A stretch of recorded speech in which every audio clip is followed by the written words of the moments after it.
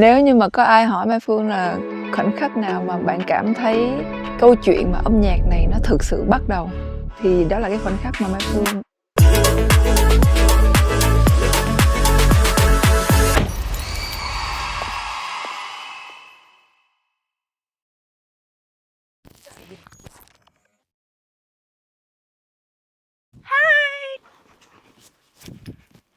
It's my phone. Xin chào, mình là Mai Phương và mọi người đang theo dõi documentary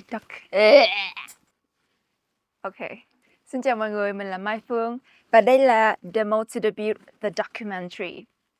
Hoa hậu Miss World Việt Nam 2022. Thí sinh Huỳnh Nguyễn Mai Phương, số báo danh 216. Và đây là chiếc vương miện làm 360 độ. Có nghĩa là quý vị xem ở mọi góc cạnh nào cũng sẽ thấy được sự lung linh và quyền lực của nó. Tôi đã có những ngày tháng được sống và làm việc với tất cả niềm đam mê, với tấm lòng, trong sự yêu thương của tất cả mọi người.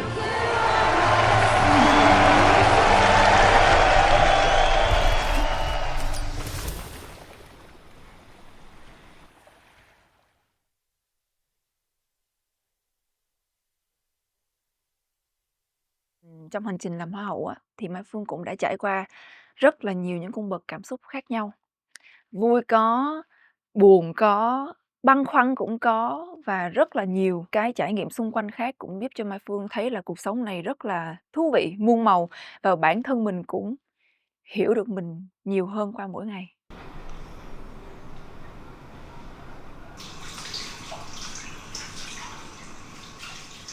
Trước đến giờ em cũng không nghĩ là mình sẽ trở thành ca sĩ hoặc là theo đuổi con đường âm nhạc chuyên nghiệp đâu. Mà em chỉ đơn giản là rất thích âm nhạc, rất là thích nghe nhạc, kiểu như ngày nào cũng phải nghe, không nghe là không chịu nổi.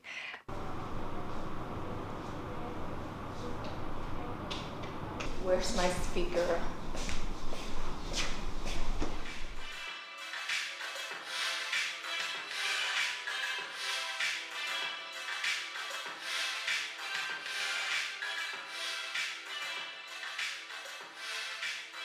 Ôi, tất cả nó như là một cơn mơ mọi người ạ. Em đã có cơ duyên được đến phòng thu và thu âm bài Give Me a Chance.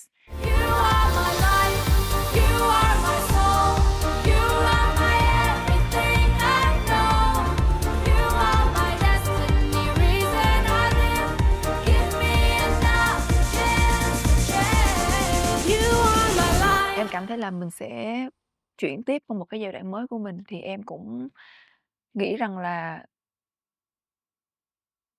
mình sẽ cần một nơi nào đó để có thể giúp mình, dìu dắt mình đi trên con đường âm nhạc chuyên nghiệp. Cái đó làm tôi nhớ thêm mẹ tôi quá. Thế là hồi đó mình thích âm nhạc, mẹ của mình chở mình đi xe máy từ Biên Hòa lên thành phố Hồ Chí Minh để học nhạc mỗi cuối tuần, xong rồi lại trở về. Và mẹ mình luôn là người sẽ con thích muốn gì mẹ cho học, muốn làm gì mẹ cho làm. Hôm nay Phương sẽ chính thức đi vào công ty Vmax, rất là hồi hộp. Từ trước đến giờ thì mình cũng khá là ít những mối quan hệ thân thiết hoặc là giao tiếp với nhau rất là thường xuyên để làm việc, cho nên đây cũng là một bước để mình có thể trưởng thành hơn. Chung là gặp những người giỏi nên là mình cũng rất là áp lực. Thì hy vọng là mình sẽ không khiến cho mọi người sợ sắp tới. Cause I don't know what kind of energy I'm gonna bring. Hey. Oh. Hello.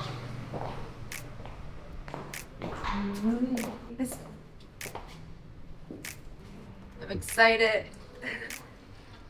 Mai Vân phù hợp với một cái hình tượng mà công ty đang muốn làm cho một nghệ sĩ, bởi vì cái hình tượng đó chúng tôi cho rằng là thị trường đang thiếu. Đối với Mai Phương thì chúng tôi có những cái sự kết nối giữa music và fashionista trở thành musicnista. Ở trong tình yêu thì có gọi là tình yêu sét đánh đó. Trường hợp của Phương cũng cảm giác giống như vậy. Tại vì mình biết là đây là một cái giọng hát mà mình tìm kiếm trong suốt thời gian vừa qua. Đây là phòng anh Phan Anh. Xin sẽ vô tại phòng Phan Anh chứ. Dạ. Hello anh Thiện. Em chào Hello. chị. Hello, Dạ. Anna vô đây. Chắc ngồi kia đi hả? Kia. À đây chị Na. Chắc ngồi đây đi. Dạ. Mình có overthinking á, nên là cũng Ây da, muốn một cái sự hòa hợp khi mà làm việc với mọi sao người. vậy? Ra có vẻ ngơ ngác quá vậy. Em ngồi đối diện với ảnh và em không biết là Đó là nó là một công ty giải trí đầu tiên mà em thực sự tới. Kiểu hơi ngợp. Rồi, chào mừng em đến với VMart.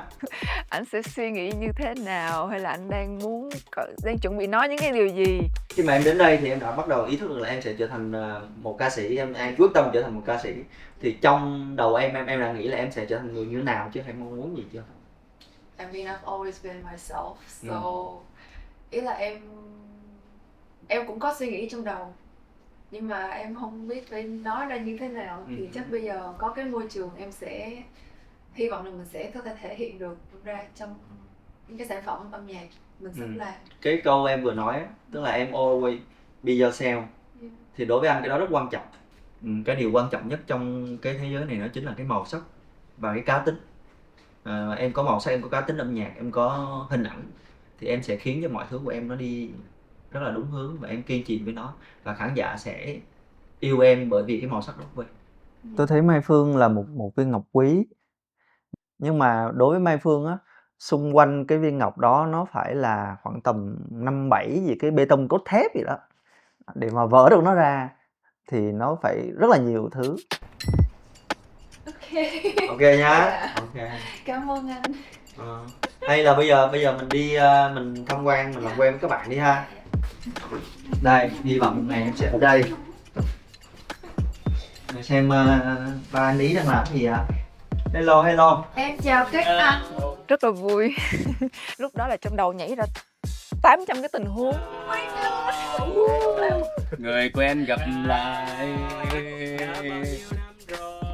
còn đây và được gì. Ok. Ngồi đó đi, ngồi đây. Đi đâu đây? Hello. Đi qua thăm các anh. Wow, đẹp quá. Thì đây sẽ là nơi mà em sẽ dành rất là nhiều thời gian để làm việc với anh Thịnh, anh Tùng, với anh Khánh. Bởi vì anh Thịnh sẽ là người quyết định về âm nhạc của em. Hả, là sao? Thì Ủa? Là sao? Mai Phương sẽ trở thành một thành viên của nhà VMart. Wow. I'm finally here. Ok. Và Mai Phương sẽ trở thành một ca sĩ. Quá dữ.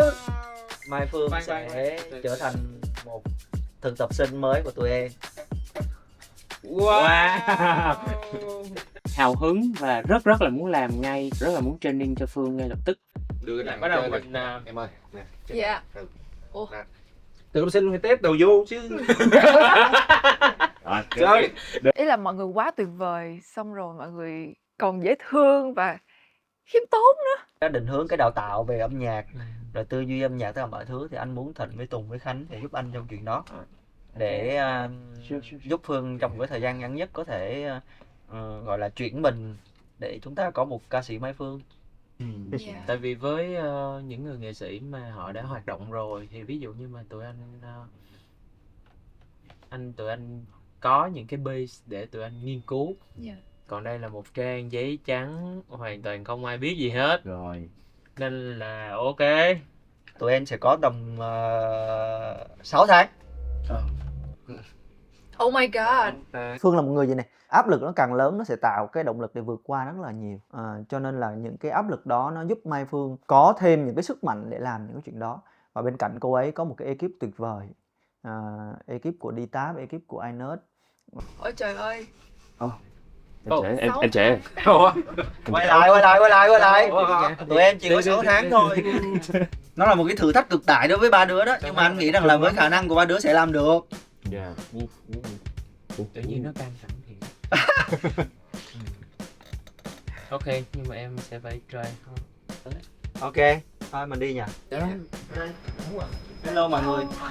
Hello chị. Xong rồi gặp thêm nhóm iNerd nữa là cũng cả 6-7 thành viên, trẻ và rất giỏi. Và khi mà lần đầu tiên gặp thì mình thấy mấy bạn cũng im lặng, không có nói gì nhiều. Mọi người cũng biết đây là Mai Phương. Phần tiếp theo là bạn sẽ gia nhập VMart và bạn sẽ trở thành một thực tập sinh của công ty và sẽ gia nhập với tụi em trong quá trình trên con đường trở thành ca sĩ của bạn. Thì anh cũng muốn Ines đồng hành với Phương trong quá trình sắp tới để cùng nhau sản xuất, ra bài cũng như là làm album cho Phương. Anh biết là một thời gian sẽ rất là gấp cho mọi người, nhưng mà anh hy vọng rằng với cái lực lượng hùng hậu này thì mọi người sẽ giúp đỡ Phương trong thời gian sắp tới để Phương có thể làm quen mọi người, hòa nhập. Dạ. Thì mình cũng kiểu hơi, tại vì anh Phan Anh và các anh T-Tap đều nói rằng là Ngồi với đội ngũ sản xuất, các em phải chơi với nhau nó không liên quan đến âm nhạc cũng được. thì mới có thể tạo ra âm nhạc và những cái sản phẩm nghệ thuật được, chứ không chơi với nhau thì nó không ổn. Nếu mà Phương chỉ vào đây vì T-Tap hay là vào đây và chỉ làm việc với T-Tap thì thật sự đó không phải là một cái định hướng mà T-Tap mong muốn.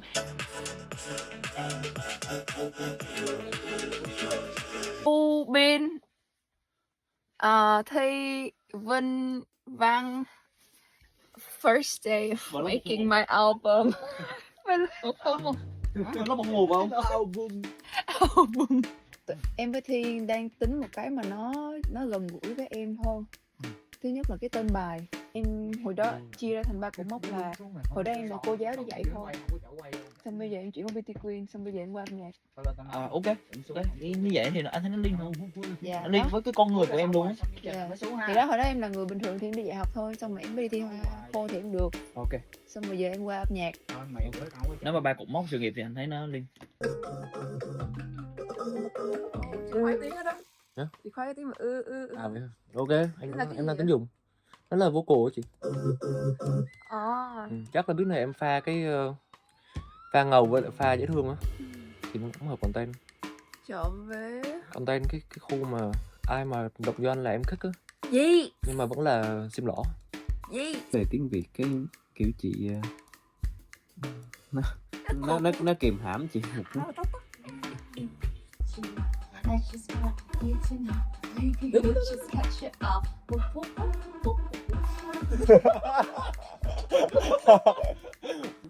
Rồi, let's go, cái đó trước. Không, mấy mọi người ngồi xuống, mọi người đừng có ngồi gần đây, anh áp lực á, để anh ghi cho. Không áp lực đi baby. Producer mà baby. Chén chọt nhưng dạ phải làm. I know I và để đi quên cái đó hoài vậy. Rồi, liên hoa được không? Không, cái đằng sau nó hát sai á. Lấy cái từ Là I don't know. Trăng xoay quanh trái đất và mặt trăng thì sẽ có chu kỳ, và tớ với cậu sẽ gặp nhau ở một kỳ trăng thật là tròn. Đó. Lấy đi. Tuổi thân xí. Tuổi thân. em thích bài bài cái gì? Bài gì? Corset. Rồi anh nói lại đó, anh nói đàng hoàng đầy đủ ngữ pháp coi. Anh thích bài Corset. Em bỏ vocal này. Em đang vô cái gì hết á. Chị không muốn cái bùm. Oh. Em nhớ là cả một tuổi thơ của em từ cấp 2 lên cấp 3 là chỉ có ở nhà, và ngoài việc đi học nha thì sẽ ở nhà và tận hưởng âm nhạc trong cái thế giới của mình. Mỗi khi mà anh em ở trong phòng bật nhạc thì em sẽ ghé qua và em nghe ké nhạc rock, Queens, AC/DC, Scorpions, xong rồi em yêu thích những giai điệu đó và em cứ hát theo. Xong rồi em hay canh những cái lúc mà bố mẹ em kiểu như là cả nhà đi vắng thì em sẽ ở nhà em bật nhạc lên và em hát kiểu cover đó. Ngoài hát ra em còn nhảy nữa nha. Em nhớ rất rõ là em nhảy bài E.T. của Katy Perry, xong rồi em dance cho everything in my room. Yeah, nó rất là vui, và cho đến giờ mình vẫn rất là yêu âm nhạc, và có vẻ như là âm nhạc cũng đã có một cái tiếng gọi mời mình. I sketched out some ideas, chưa xác định rõ nhưng mà em nảy ra một cái bài, một cái tên bài mà em rất là muốn có. Nó tên là 99.MP3. 99 là năm sinh và MP thì em nghĩ là cái đuôi mà MP3 thì nó cũng gắn với một cái thời nghe nhạc của rất là nhiều người. Cái bước đi sắp tới của em á, nó là một cái dấu ấn mà em gọi là trọng tâm vào nó. Em cũng nghĩ là mình sẽ rất là cần và rất là happy để có mấy anh đi tap các bạn iOS giúp kiểu khai phá thêm. Tại vì em thì mọi thứ của em thì giống như bong bóng, một chùm bong bóng kiểu quá trời. Nhưng mà mấy cái này đã đưa cho Lita với lại Anot coi chưa? Trời, em sợ em đưa cho mọi người con không hiểu, chữ em xấu quá mà.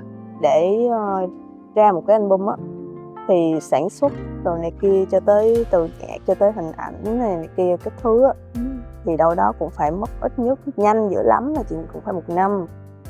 Em bước qua đây coi như là em là một số 0 và em bắt đầu lại từ đầu. Thì chị nghĩ 6 tháng đó nó hơi khá là gay gắt cho em. Nhưng mà thôi, ai cũng phải bắt đầu mà. It's a beautiful mess. Yes. Okay. Âm nhạc của em là xuất phát từ bố của em và anh trai. Bố em sẽ bật nhạc xong rồi chơi trống và hay là bật nhạc uống cà phê làm cái này cái kia. Em rất là thích bài Have You Ever Seen The Rain và bố em hay bật bài đó xong rồi uống cà phê, cái xong em sẽ hát theo và bố em sẽ chơi trống. Cái bài là kiểu Someone told me long ago there's a calm before the storm. I know it's been coming for some time. When it's over, so they say it'll rain someday. I know shining down like water. Hát hơi yếu giọng lúc này, but yeah. Bố cũng đang chờ chừng ra nhạc để cho bố nghe kìa. Trời ơi, bữa nay tôi làm nhiều bài lắm đó nha. Nói chung là cứ cố gắng tập trung, chỉ sợ tình hình mưa gió thôi. Từ vì ngày xưa bố cũng bị một lần như vậy đó, là con đi ban nhạc cũng đi vào không làm luôn.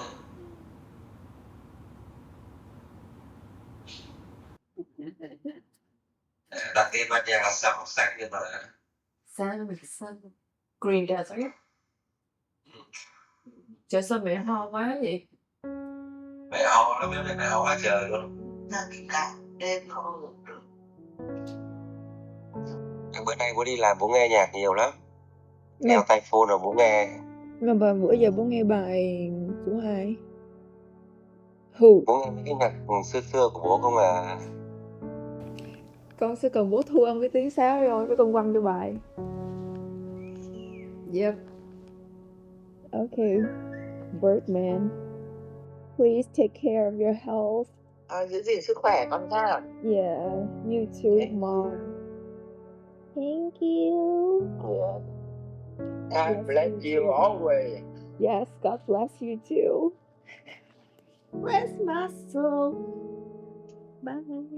Good night con. Bye bye.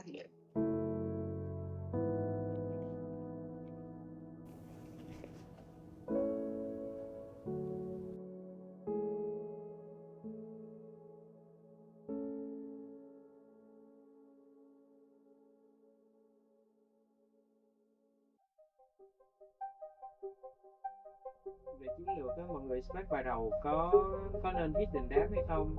Anh về cái expect của anh nhé là Big Boom thôi. cái cú đầu tiên á là anh cần mọi người phải đón nhận Phương như là một ca sĩ, là mọi người đón nhận và mọi người thừa nhận rằng ca sĩ Mai Phương chứ không phải là Hoa hậu Mai Phương, đó là cái điều mà anh muốn. Vậy anh đang nghiêng về cái nào?